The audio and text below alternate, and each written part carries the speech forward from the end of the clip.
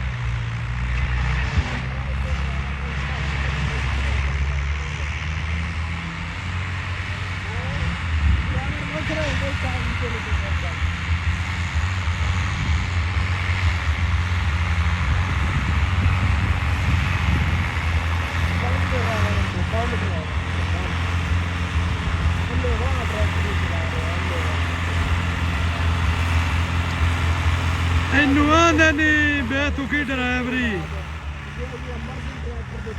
Driver ਬਾਹਰ ਦੇ tractor ਦੇ ਕਿਸੇ ਕਿਸਮ ਦੀ ਕੋਈ ਸਰਕਾਰ ਨਹੀਂ।